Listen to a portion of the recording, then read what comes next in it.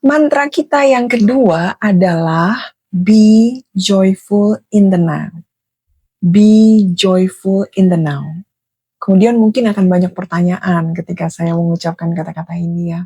Gimana mungkin, Mbak? Realita kehidupanku sekarang jauh dari joyful, tidak dikelilingi oleh energi yang joyful. Banyak sekali diisi dengan misalnya drama keluarga, drama kantor, drama pekerjaan, drama rumah tangga gitu ya. Dan ini semua adalah drama-drama hidup yang tidak kita inginkan tapi kita ciptakan secara konsisten. To be honest. Ya.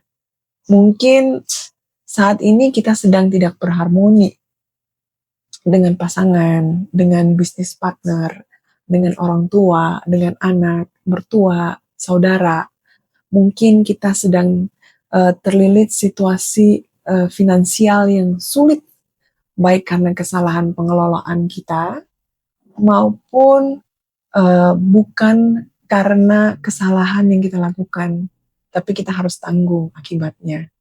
Atau kita mungkin sedang berobat secara fisik dan secara mental ke rumah sakit atau bertemu dengan terapis untuk mengobati luka yang ada di badan maupun luka yang ada di mental kita. Atau kita sekarang sedang menjadi caretaker dari keluarga atau orang-orang yang kita kasihi yang sedang kurang sehat di rumah sakit. Jadi ini adalah berbagai macam tipe kesulitan yang sedang kita alami atau situasi. Terlepas dari situasi yang terjadi di dalam keseharian kita, kita perlu melakukan pengulangan dengan konsisten. Pengulangan dengan konsisten untuk memilih apa yang akan kita pikirkan dan menjadi penuh dengan sukacita di momen sekarang.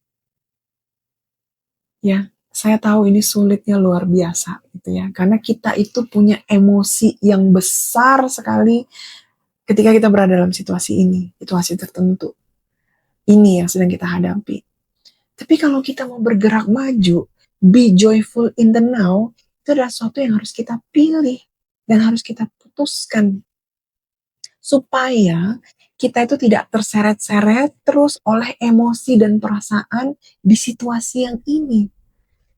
Jadi kita akan sulit keluar dari sini kalau kita tidak memutuskan I'm gonna be joyful in the now. Sekarang. Ya. Untuk mendapatkan ini, kita harus keluar dari perasaan yang ada di sini. Keluar dengan menjadi energi yang jauh lebih besar. Yaitu elevated emotion, joy, jauh lebih besar daripada suffering atau pain yang ada di sini. Secara konsep, secara kalkulasi, kita paham. Kita paham sekali, kita tuh harus memilih sesuatu yang lebih baik secara emosional gitu ya. Tetapi susah untuk melakukannya. Maka ingatlah secara konsisten, kita harus mengubah pola pikir kita untuk berada di sini.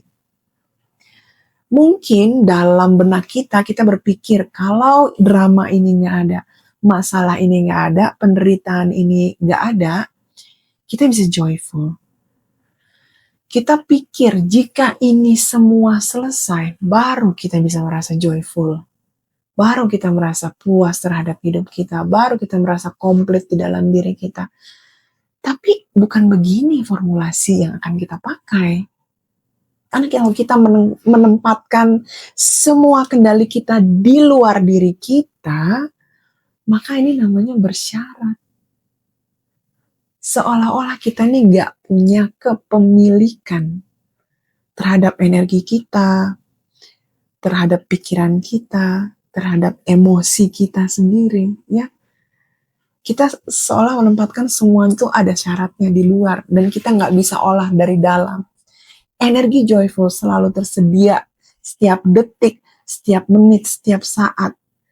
Kalau kita menempatkan syarat, maka kita gak bisa ngerasain joyful sekarang. Karena syaratnya ini yang membuat kita sulit sekali berpindah. Fokusnya harus mengarah kepada energi yang kita ingin ciptakan, bukan kepada emosional, energi yang besar yang selalu menarik kita turun ke bawah, gitu ya. Jadi mari kita pelan-pelan belajar untuk mengubah arah, mengubah pikiran, mengubah energi dengan mengingat 2 mantra ini. Pertama, you become what you think about and be joyful in the now.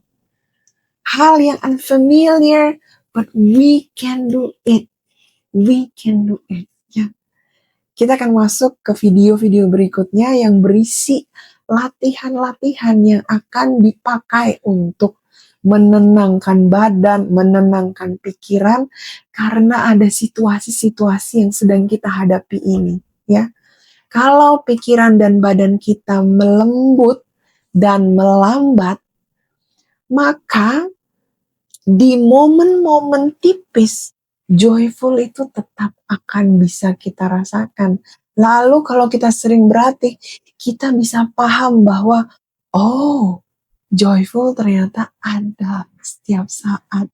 Dan aku tahu sekarang bagaimana caranya to be joyful in the now.